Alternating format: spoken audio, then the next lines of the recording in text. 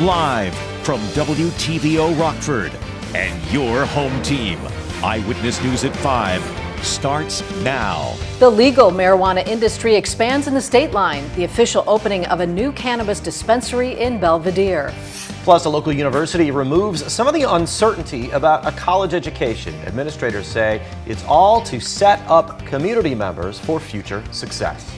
And this weekend, we all gain an extra hour of sleep. Now experts are warning early morning commuters to be cautious while driving. Good evening, I'm Mimi Murphy. And I'm Eric Wilson. We'll have those stories in just a minute, but first, a developing story. A federal appeals court upholds Illinois' assault weapons ban. Both sides presented arguments in late June. The three-judge panel handed down its decision today. According to the Chicago Sun-Times, opponents argued the weapons were common use and protected by the U.S. Constitution. Judges sided with the law, saying even the most personal freedoms have their limits.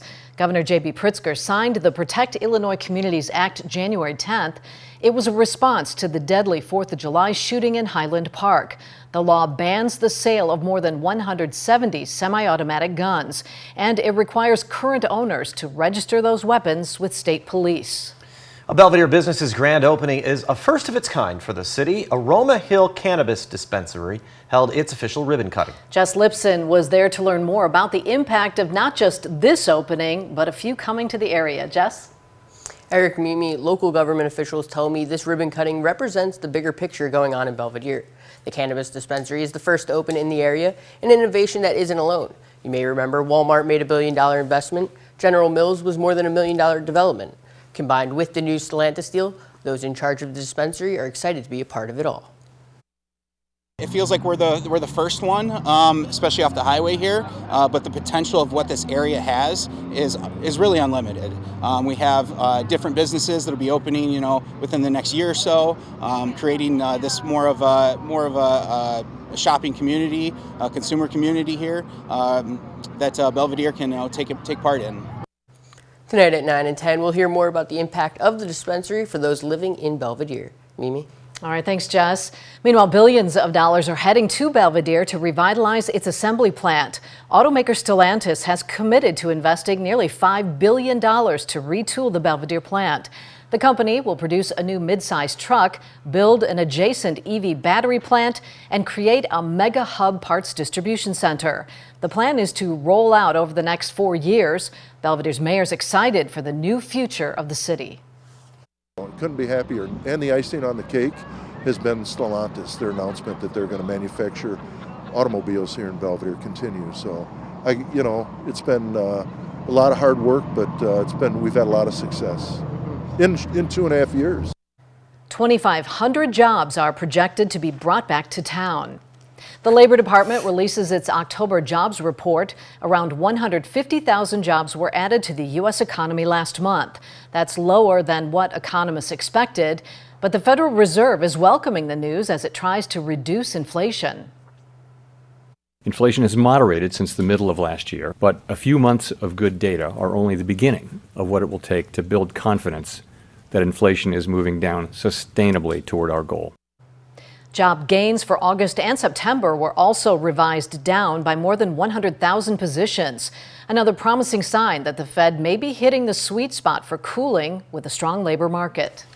Two former Northwestern University football players speak out about hazing and racial discrimination they say they experienced at the school 2 decades ago.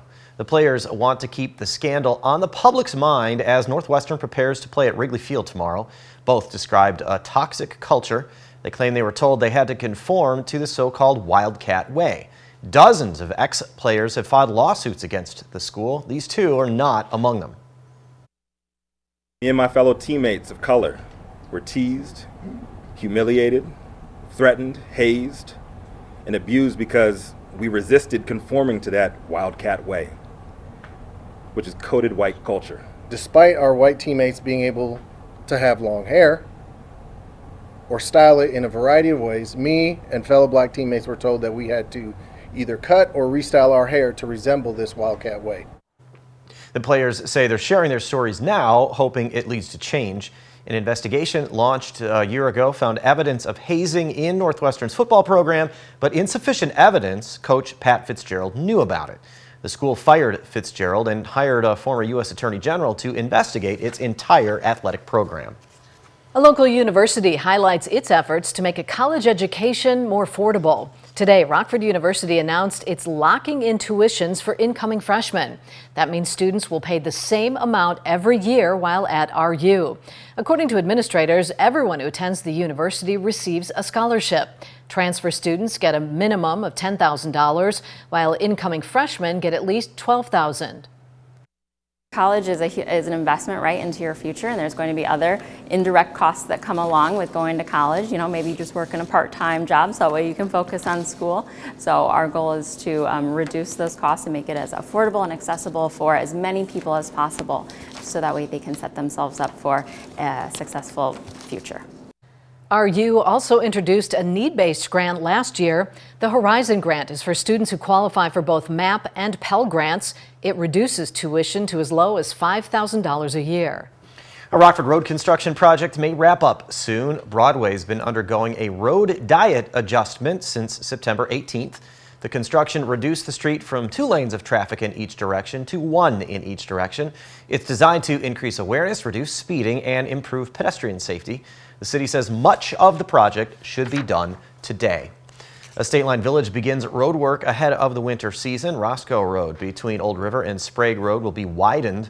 The city will also pave the roadway. The work's expected to be complete by Thursday, November 9th, but depending on weather conditions, that could take a little longer. City officials or village officials say drivers can respect delays if they use that route. Remember to change your clocks back this weekend because it's that time of year again when most of the nation will fall back to standard time. On the positive side, you'll get an extra hour of sleep. On the downside, it means many of us will have to start making our way home from work in the dark. But in the morning, the sun will be at an angle that can be blinding for drivers. That could mean reduced visibility and increased odds of a crash. You have to readjust to get used to that glare. You also want to make sure that your headlights are working properly. And this also goes into the school zone area too. You know, kids are getting out of school and it's darker earlier. So you need to be much more alert and attentive to your surroundings. Only 2 states do not observe daylight saving time, Hawaii and Arizona. But proposed legislation could end the twice-yearly changing of the clocks. It's called the Sunshine Protection Act. It passed unanimously by the Senate in 2022, but is yet to be voted on by the House. The federal government will shut down in 2 weeks if a spending agreement isn't approved. Up next, lawmakers are locked in a fierce debate over proposed funding cuts. Our temperatures have been in the 50s all day today, despite the thicker cloud cover that we have seen. A few light rain showers starting to work their way into the region. I'll break down how long those are going to last and when we see our next rain chances later on this weekend, coming up in just a few minutes. You're watching Eyewitness News, your home team with Eric Wilson, Mimi Murphy, Scott Leber, and meteorologist Jordan Wolf. The federal government faces a shutdown in 2 weeks if the House and Senate can't come to an agreement on funding. New Speaker Mike Johnson wants to approve another temporary plan to extend spending through January. But it would include policy changes or spending cuts that Democrats won't support. And a similar scenario ultimately ended Kevin McCarthy's tenure as Speaker. Washington correspondent Jesse Tunur reports. Shutdowns are stupid. Most Republicans and Democrats agree with South Dakota Congressman Dusty Johnson. But how to avoid a shutdown is still largely partisan. My initial idea was to extend that to January 15th. Speaker Mike Johnson supports a second temporary measure that would fund the federal government through early next year. There's some good arguments for that. But Johnson is also entertaining another idea called a laddered CR. It would extend government funding agency by agency for different periods of time. We'll see how that goes. I think we can build consensus around it. Translation, they want to shut the government down. House Democratic leader Hakeem Jeffries worries any GOP plan would come with unreasonable policy changes or steep spending cuts attached that devastate and undermine the health, the safety, or the economic well-being of the American people. But Indiana Republican Congresswoman Erin Houchin supports another temporary measure to resolve differences with the Senate. We need more time to accomplish that. And even though the steps Kevin McCarthy took to avoid a shutdown in September ultimately ended his tenure as Speaker, Republicans say even their most conservative members will likely give Speaker Johnson some needed flexibility. There's a bit of a honeymoon period that comes with being a new speaker. In Washington, I'm Jessie Tenor. Well, we had a cloudy afternoon, but temperatures made it into the 50s. Coming up, we'll hear from Jordan on how much rain we'll see as we head into the overnight hours.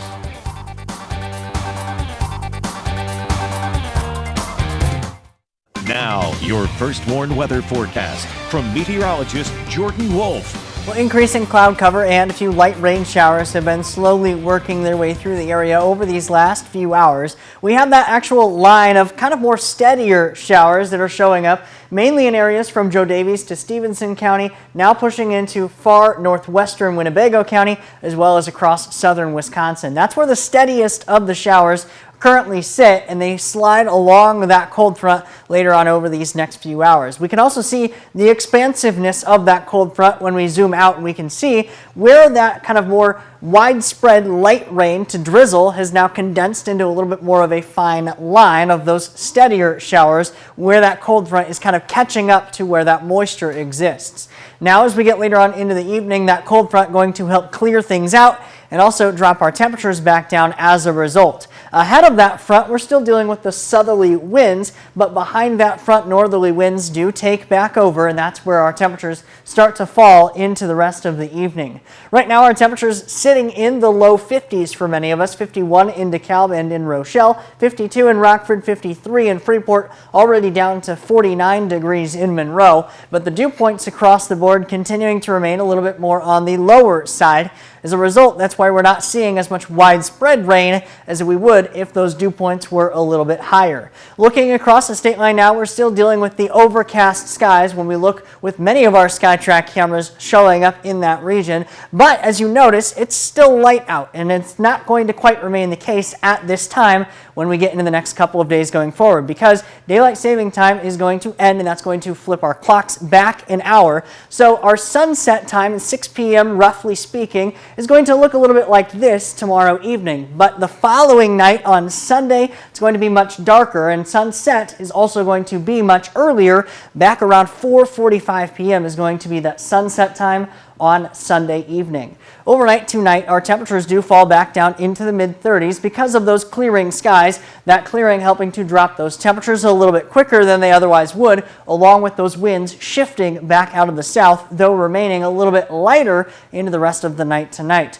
Overnight day tomorrow, we do see a little bit warmer temperatures, very similar to where we were today, back up into the mid-50s. 54 degrees officially is where we head for the afternoon high in Rockford, though we are going to hold on to at least a little bit more sunshine than what we saw yesterday, or what we saw today. Quite similar to what we saw yesterday. That cold front helping to sweep through, bringing us those light rain showers early into the night tonight, followed by the clearing and temperatures back down into the mid-30s. We get some sunshine early into the day tomorrow, which could even boost our temperatures a little bit warmer than the mid-50s, which they are currently projected to go, but then more clearing for the following night, bringing our temperatures back down. We have additional rain chances to talk about not too much longer from now, but that's because of a couple of systems that will be passing through the area. A cold front followed by a warm front helping to bring our temperatures back up into Monday. We are going to be sitting well above normal during that time, but followed by much colder temperatures as we trend into the middle of the week. We do have some of those warmer, at least milder temperatures here for the weekend. 54 on Saturday, 58 on Sunday,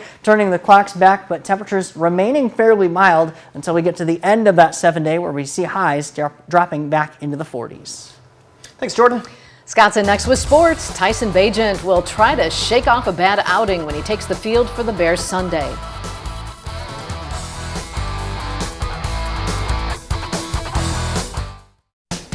Now sports with sports director Scott Lever.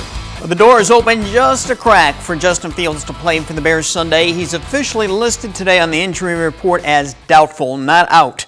Still, we're likely to see Tyson Bagent in there again against the Saints, and he'll be trying to bounce back from a bad outing last week. He says he still has a lot to learn.